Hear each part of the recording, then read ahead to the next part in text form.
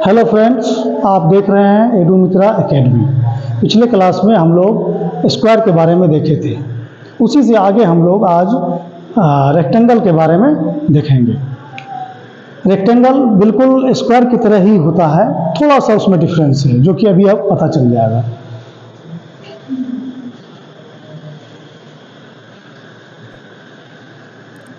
ये शेप है, जाना पहचाना शेप होगा।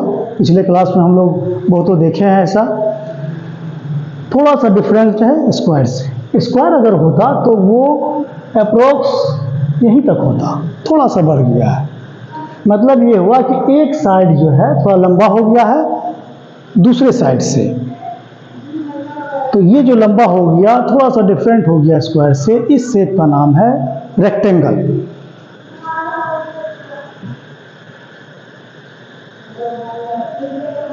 रेक्टेंगल इसका नाम है। और ठीक उसी तरह से इसमें भी 4 एंगल होता है। सभी एंगल जो है 90 डिग्री का होता है, जिसको राइट एंगल कहते हैं। और सभी एंगल का हम लोग यहाँ भी नाम देंगे। ये 90 डिग्री का पहचान है। ये एंगल अगर इस तरह से हम लोग लिख देते हैं तो इसको 90 डिग्री समझा जाता है। सभी एंगल का नाम देंगे। इसका ए हो गया, दूसरे का बी, इसका सी और इसका डी।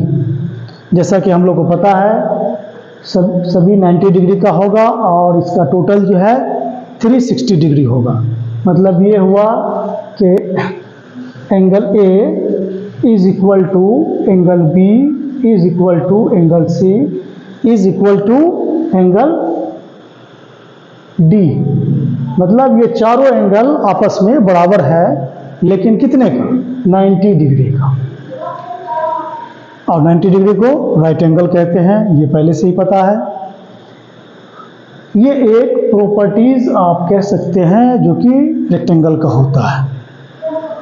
और इसी में जोड़ते हुए दूसरा प्रॉपर्टी हम लोग ये भी कहेंगे, इस चारों एंगल को अगर हम लोग जोड़ देते हैं तो 360 हो जाएगा। मतलब angle A plus angle B angle C angle D is equal to 360। और 360 को हम लोग 4 राइट एंगल के बराबर भी कहते हैं। चलिए ये भी हम लोग लिख लेते हैं। 360 degree is equal to 4 right angle.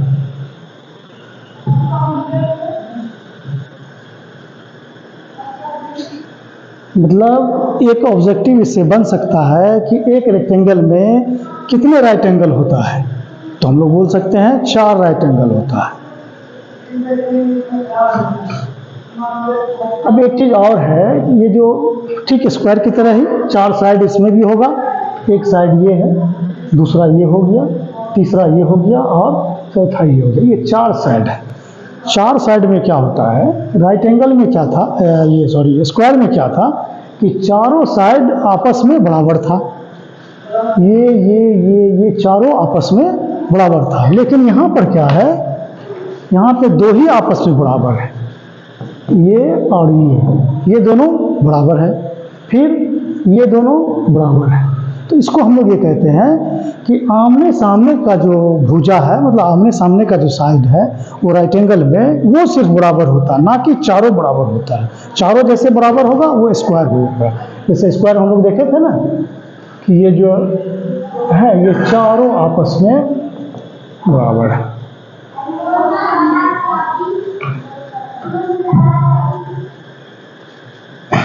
ये चारों आपस में बराबर है। यहाँ सिर्फ सामने वाला के सामने बराबर और इसके बराबर ये होता है। तो यहाँ हम लोग लिखेंगे ए बी जो साइड है ये बराबर है सी डी के, और ये साइड सी डी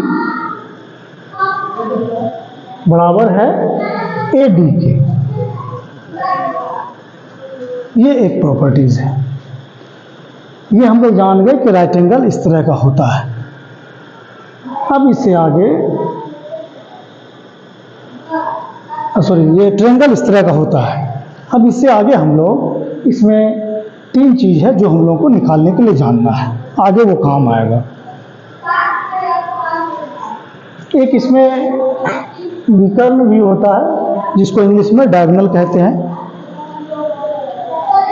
एक इधर से भी हम लोग डायगोनल मिला देंगे तो दोनों डायगोनल बराबर ही होता है। तो सबसे पहले हम लोग एरिया देखते हैं इसका।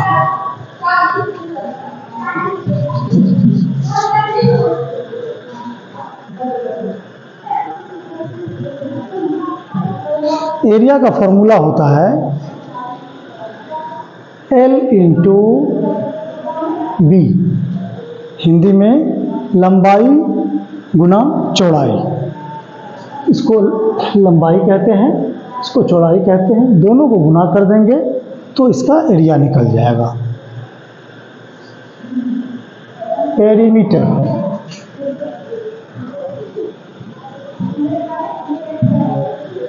पेरीमीटर क्या होता है? किसी भी शेप का जो बाहरी हिस्सा होता है उसका कितना डिस्टेंस है वो हम पे होता है पेरीमीटर। जैसे इसका क्या होगा, यहाँ से हम लोग शुरू करेंगे चलना, यहाँ तक चले, फिर यहाँ से यहाँ तक चले, फिर यहाँ से यहाँ, और फाइनली यहाँ से यहाँ, जहाँ से चले थे वहाँ पहुँच गए। ये जितना डिस्टेंस हम लोग अभी तय किए हैं ये पेरीमीटर कहलाता है।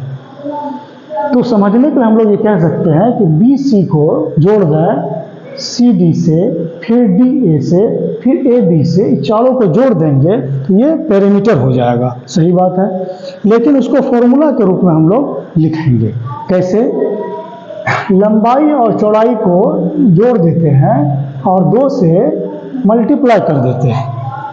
वो इसीलिए कि 2 बार लंबाई है 2 बार चौड़ाई है। तो ये फॉर्मूला हो गया पेरीमीटर का। अगर हम लोगों को दोनों साइड पता हो तो आगे कभी कभी डायगोनल भी निकालना पड़ता है, तो उसका भी फॉर्मूला हम लोग देखते हैं क्या होता है।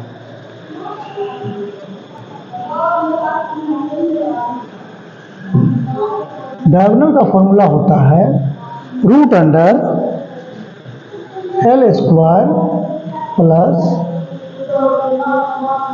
B square. मतलब रूट के अंदर हो जाएगा लंबाई का स्क्वायर प्लस चौड़ाई का स्क्वायर। ये हो गया तीनों फॉर्मूला जो कि आपको आगे कोई भी रेक्टेंगल से रिलेटेड बनाएंगे मैथ तो उसमें ये तीनों निकालने के लिए आ सकता है और उसका ये फॉर्मूला है। तो इससे रिलेटेड हम लोग एक एग्जांपल लेकर के बना के देख लेते हैं। चलिए एक एग्जांपल लेते हैं।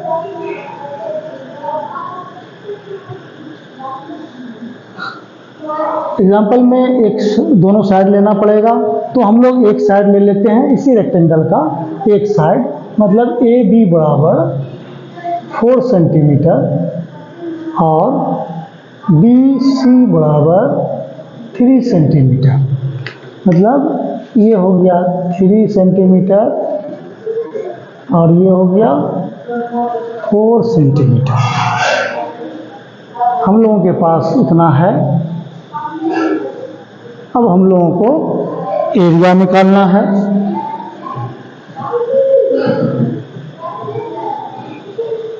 पेरीमीटर निकालना है। चलिए डायगोनल भी हम लोग निकाल लेते हैं। ये तीनों हम लोगों को निकालना है। तीनों का फॉर्मूला हमारे पास है और हम लोग अब निकालते हैं। सबसे पहले एरिया निकालते हैं। एरिया फॉर्मूला है L इंटू बी। L का मतलब हो गया AB जो कि यहाँ दिया हुआ है 4। B मतलब चौड़ाई। चौड़ाई क्या है? CB या फिर AD दोनों भी कह सकते हैं। तो यहाँ BC दिया हुआ है 3 सेंटीमीटर, तो ये हो गया 3 सेंटीमीटर। ये हो गया 12, 4 को 3 से मल्टीप्लाई कर दिए, ये 12 हो गया। 12 एरिया हो गया। अब इसका यूनिट भी लिखना जरूरी है, जैसा कि हम पहले भी रिपीट किए हैं, अभी भी बोल रहे हैं। अगर एरिया किसी भी चीज़ का यूनिट आप नहीं लिखते हैं तो उसको अधूरा माना जाएगा। तो यूनिट इसका है सेंटीमीटर, तो सेंटीमीटर हो गया। और एरिया का यूनिट स्क्वायर में होता है, पहले ही पता है। तो ये हो गया 12 सेंटीमीटर स्क्वायर और ये आपका एक आंसर निकल गया एरिया। नेक्स्ट आंसर जो है पेरीमीटर निकालना है।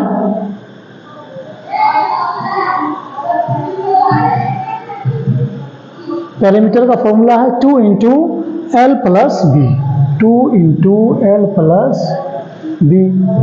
तो 2 तो हो ही गया, ब्रैकेट स्टार्ट हो गया, एल हो गया, जैसा कभी लिखे थे, इसको हम लोग एल, इसको एल कह देंगे, इसको बी कह देंगे। तो एल हो गया 4 प्लस बी हो गया 3, 2 और ब्रैकेट जैसे ही हटाएंगे तो पता है पहले से भी बहुत कुछ इसमें पहले से पता है आप लोगों को, फिर भी लेकिन हम उसको रिमाइंड कराते जाएंगे ताकि आपका याददाश्त जो है फिर से हो जाए, आप भूलें नहीं किसी बात को। तो ब्रैकेट हटाने के लिए जब भी हम लोग ब्रैकेट हटाते हैं तो मल्टीप्लाई करते हैं, मतलब मल्टीप्लिकेशन का सिंबल यहाँ पे हम लोग देते हैं, तभी ब्रैकेट हटेगा। तो ब्रैकेट हटाने के लिए मल्टीप्लिकेशन दे दिए और 4 प्लस 3 को जोड़ देंगे, ये हो गया 12, सॉरी ये हो गया 7, हो गया 7 और अब 7 2 मल्टीप्लाई हो जाएगा, ये हो जाएगा 14 और ये यूनिट हो गया सेंटीमीटर। पेरीमीटर है इसलिए इसका यूनिट सिर्फ सेंटीमीटर होगा। ये हो गया आंसर। नेक्स्ट डायगोनल, डायगोनल हम लोगों को निकालना है। डायगोनल, डायगोनल का फॉर्मूला है यहाँ पे लिखा हुआ है, आप लोग को ये याद भी रखना है। अगर मैथ में कोई फॉर्मूला आपको याद नहीं है तो फिर आगे कैलकुलेशन नहीं हो सकता है, आपका मैथ नहीं बन पाएगा, इसलिए हर हाल में फॉर्मूला आपको याद होना चाहिए। तो फॉर्मूला है root under L square plus B square. L यहाँ पे लिखा हुआ है 4 सेंटीमीटर, जैसे जैसे लिखा हुआ है बस वैसे वैसे ही हम लोग उसका वैल्यू पुट करते जाएंगे, फिर आगे खुद ब खुद बनता चला जाएगा। 4 स्क्वायर होता है 16, पहले से पता है नहीं तो थोड़ा सा समझ लें, और आगे हम लोग स्क्वायर और क्यूब वाला जो चैप्टर आएगा उसमें हम लोग देखेंगे कैसे होता है। मतलब 4 स्क्वायर का मतलब होता है कि 4 को 2 बार मल्टीप्लाई करना है, जितना पावर यहाँ दिया होगा उतने बार मल्टीप्लाई करना है, मतलब 4 को 2 बार मल्टीप्लाई करना है। 4 इंटू 4 ये हो गया 16, उसी हिसाब से हम लोग यहाँ पे 16 लिख दिए, प्लस 3 स्क्वायर। 3 स्क्वायर मतलब 3 को भी 2 बार हम लोग मल्टीप्लाई करेंगे, ये हो गया 9, तो ये हो गया 9। अब है 16 प्लस 9 को ऐड कर देंगे, ये हो गया 25। अब हो गया रूट अंडर 25। अभी भी ये सॉल्व नहीं हुआ है, इसको भी सॉल्व करना है कि रूट को हटाना है, तब जा कर के ये सॉल्व होगा। तो रूट अंडर जो 25 है, स्क्वायर वाले चैप्टर में हम लोग थोड़ा डिटेल से पढ़ेंगे, यहाँ पे थोड़ा सा हम लोग देख लेते हैं कि रूट कैसे हटेगा।